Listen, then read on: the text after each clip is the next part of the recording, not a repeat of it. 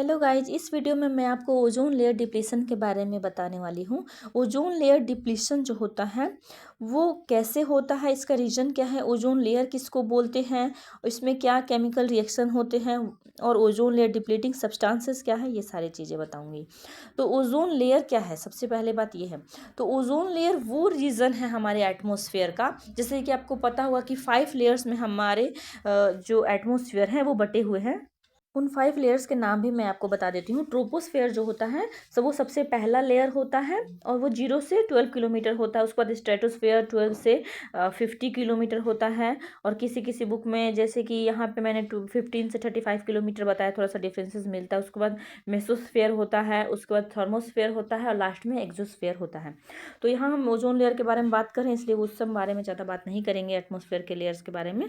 तो यहाँ पे क्या होता है कि जो ओजोन के जो 3 मॉलिक्यूल्स होते हैं वो आपस में एक ट्रायंगुलर एक स्ट्रक्चर बनाते हैं और इस स्ट्रक्चर को बोलते हैं ओजोन। और ये क्या करते हैं कि जब ये थिन हो जाते हैं तो इसमें जो अल्ट्रावायलेट रेडिएशन है वो रुक नहीं पाते हैं और वो धरती की तरफ, अर्थ की तरफ आने लगते हैं। तो ये जो ओजोन लेयर है इसका ये फंक्शन है कि ये जो हार्मफुल अल्ट्रावायलेट रे हैं, स्पेशली जो अल्ट्रावायलेट वी और जो अल्ट्रावायलेट सी है, इनको रोकना। तो ये अगर ये लेयर डिप्लीट हो जाएगा तो नहीं रोक पाएंगे। तो ओजोन लेयर डिप्लीशन क्या होता है कि वो सब्सटेंसेस जो ओजोन लेयर को डिप्लीट करती है उन्हें बोलते हैं ओजोन लेयर सब्सटेंसेस।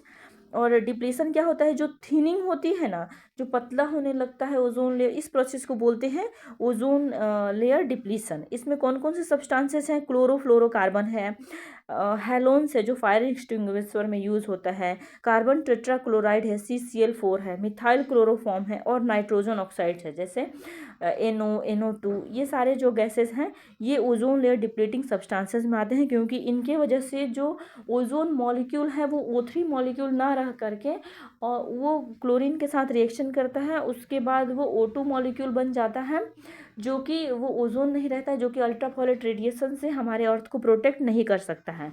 यहाँ पे मैंने दिखाया है mechanism of ozone layer depletion, कैसे, किस मैकेनिज्म के थ्रू ओजोन लेयर डिप्लीट होता है। अब देखिए कि अल्ट्रावायलेट रेडिएशन में क्या होता है, CF2Cl2 यानी कार्बन डाईफ्लोरोक्लोराइड होता है और ये इसमें CF2Cl डॉट, ये जो क्लोरीन मॉलिक्यूल का फ्री रेडिकल देता है। और उसके बाद डिस्ट्रक्शन ऑफ ओजोन होता है। डिस्ट्रक्शन ऑफ ओजोन में क्या होता है कि एक जो क्लोरीन का रेडिकल है वो ओजोन O3 मॉलिक्यूल के साथ रिएक्ट करता है, फिर उसके बाद ClO फ्री रेडिकल देता है और प्लस ऑक्सीजन, फिर ये दोबारा रिएक्ट करता है और फिर उसके बाद क्लोरीन रेडिकल देता है और ऑक्सीजन, फाइनली ये ऑक्सीजन में कन्वर्ट कर देता है, O2 मॉलिक्यूल में ओजोन लेयर O3 को कन्वर्ट कर देता है। इसके हार्मफुल इफ़ेक्ट्स भी हैं। तो क्या क्या हार्मफुल इफ़ेक्ट्स हैं, हमारे ह्यूमन हेल्थ पे है, हमारे इन्वायरमेंट पे भी है। ह्यूमन हेल्थ पे कैसे है, ये अगर डायरेक्ट हमारे बॉडी पे पड़ेगा तो ये स्किन कैंसर कर सकता है, आई कैटरैक्ट एक डिजीज़ होता है, आई की बीमारी है, वो करता है, इम्यून सिस्टम वीक करता है। इन्वायरमेंट में क्या है, ये डैमेज द क्रॉप्स, और ये फाइटोप्लैंक्टन्स जो होते हैं, जो प्लांट्स होते हैं, इन सबको भी मतलब डिस्ट्रॉय करता है। और ये फूड चेन को भी ख़राब करता है। जो फूड चेन होता है ना, जैसे लोअर ऑर्गेनिज्म जो होते हैं, जैसे प्रोड्यूसर होते हैं, फिर उसके बाद सेकेंडरी कंज्यूमर होते हैं, तो ये सारे जो फूड चेन में है इस चीज़ को ख़राब कर देता है।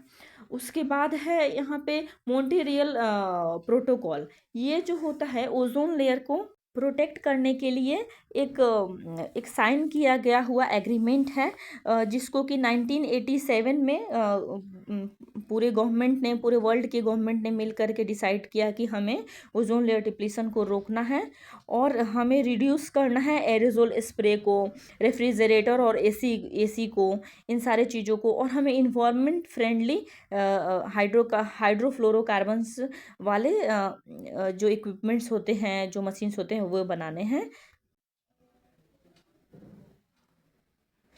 तो इसमें और ये सारे मैंने इंपॉर्टेंट पॉइंट्स दिए हुए हैं, जैसे स्ट्रेटोस्फेयर क्या होता है, अल्ट्रावायलेट रेडिएशन क्या होता है, क्लोरोफ्लोरोकार्बन क्या होता है, फ्री रेडिकल मैकेनिज्म जो मैंने इस रिएक्शन में दिखाया, आप वो सारी चीज़ देख लीजिएगा।